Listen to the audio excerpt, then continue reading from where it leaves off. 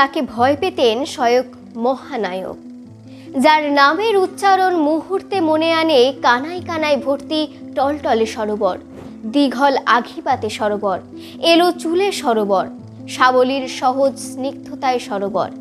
এমনকি ছবির পর ছবিতে উত্তম কুমারের সঙ্গে মিষ্টি খুনসুটিতেও সরোবর। উত্তমকে ভালোবেসে সারা জীবন অবিবাহিত থেকেছেন তিনি। ভাবছেন নিশ্চয়ই কে তিনি? একজন বিবাহিত পুরুষকে কেউ এতটা ভালোবাসতে পারে? বাংলার চিরকালের মহানায়ক উত্তম কুমারের সঙ্গে সামান্য দৃশ্যে অভিনয় করতেই পাগল হয়ে যেতেন সেই সময় প্রতিটি অভিনেতা অভিনেত্রীরা। স্ক্রিন শেয়ার থেকে শুরু করে তার সঙ্গে কাজ করার সময় রীতিমতো টেনশনে থাকতেন সকল কলাকুশলীরা। তাঁর অসাধারণ দক্ষতা আর ব্যক্তিত্ব এক কথায় ম্লান করে দিত অন্য কারোর উপস্থিতি। কিন্তু এই ক্ষেত্রে ব্যতিক্রম ছিল মাত্র একজন। উল্টে স্বয়ং মহানায়ক উত্তম কুমার সমঝে চলতেন তাকে। একাধিকবার সাক্ষাৎকারে সে কথা স্বীকারও করেছেন মহানায়ক। ওপার বাংলা থেকে এসে এপার বাংলায় চলচ্চিত্র জগতের নক্ষত্র হয়ে উঠেছিলেন তিনি, সাবিত্রী চট্টোপাধ্যায়। ধন্যী মেয়ে ছবিতে উত্তম কুমারের বউ কিংবা গিন্নি বললে বোধহয় আরও সঠিক হবে। নিজের জীবনেও সাবিত্রী হয়তো এটাই হতে চেয়েছিলেন। উত্তমের ছবিতে সুচিত্রা সেনকে কখনো কখনো তার বউ হিসেবেও পেয়েছি আমরা, কিন্তু সাবিত্রীর মধ্যে কোনো অভিনয় বা সাজানো ব্যাপার নেই উত্তমের গিন্নি হয়ে ওঠার মধ্যে। ছবির প্রথম থেকে শেষ পর্যন্ত তিনি উত্তমের বিয়ে করা বউ। নিজের জীবনেও সাবিত্রী হয়তো এটাই হতে চেয়েছিলেন। মনে প্রাণে ভালোবেসেছিলেন উত্তমকে, যার কারণে সারা জীবন অবিবাহিত থেকেছেন তিনি। সাবিত্রী অভিনয় করেন না, তিনি হয়ে ওঠেন সেই চরিত্র যে চরিত্রে তার অভিনয় করার কথা। যে দ্রবতা সাবিত্রীর সৌন্দর্য ও আবেদনের অঙ্গ, সেই দ্রবতায় তার অভিনয়ে বয়ে আনে বাস্তবের স্পর্শময়তা। তিনি হয়ে ওঠেন বাঙালির নিত্যদিনের পাশের বাড়ির মেয়ে, চেনা প্রেমিকা, ভালোবাসার বৌদি, আটপৌরে গৃহবধূ, মানে অভিমানে, সংসারের সুখে দুঃখে কষ্টে, আবার আমোদে আহ্লাদে এতটাই বাস্তব ও বিশ্বাস্য তাকে দূরের মনেই হয় না কখনো। কেমন যেন তার কাছেই বাড়ি ফিরতে ইচ্ছে করে। সংসারের অভাব তাকে বাধ্য করেছিল ছবিতে অভিনয় করতে।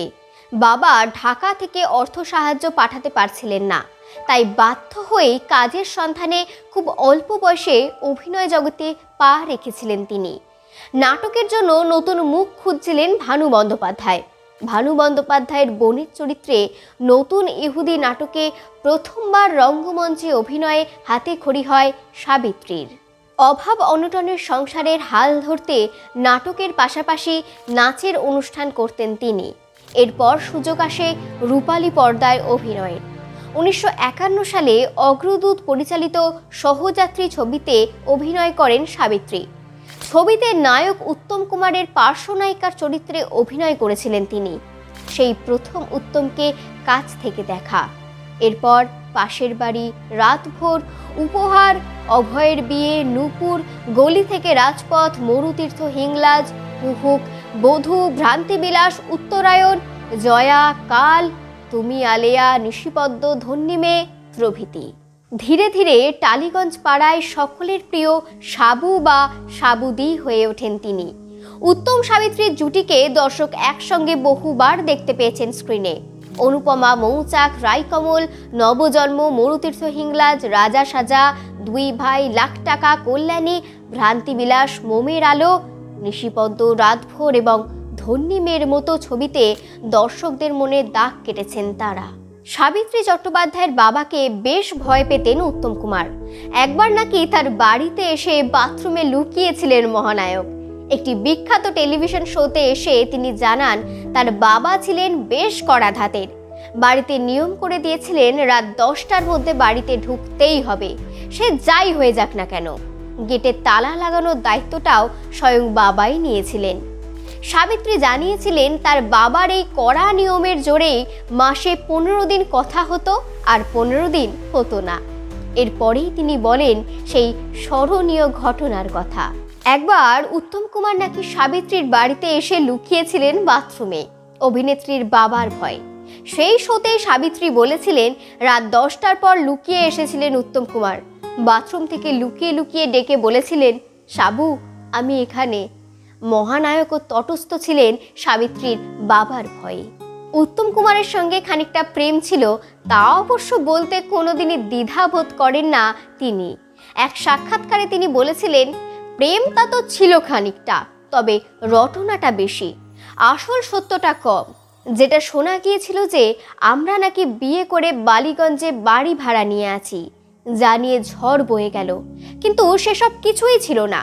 গৌরী দেবীর সঙ্গে মহানায়কের সংসার ভেঙে চলে আসা তাকে কষ্ট দিয়েছিল। সংসার ছেড়ে উত্তম কুমারের চলে আসা তার মোটেই ভালো লাগেনি। মহানায়ককে জানিয়েও ছিলেন তিনি, বলেছিলেন কাউকে কাঁদিয়ে জীবনে সুখী হওয়া যায় না। নিজের মুখে তিনি বলেছেন বিয়ের বহু সম্বন্ধ ভেঙে দিয়েছিলেন উত্তম কুমার। তার কথায় উত্তম আমার প্রতি পজেসিভ ছিল। মহানায়কের প্রতি সহমর্মিতা থেকেই গাঢ় হয়েছিল তার প্রতি ভালোবাসা। অভিনেত্রীর বর্ণময় জীবনে ওঠাপড়া কম নয়, চোখের জল লুকিয়ে তিনি এখনো ভালোবাসেন কৌতুক চরিত্রে অভিনয় করতে।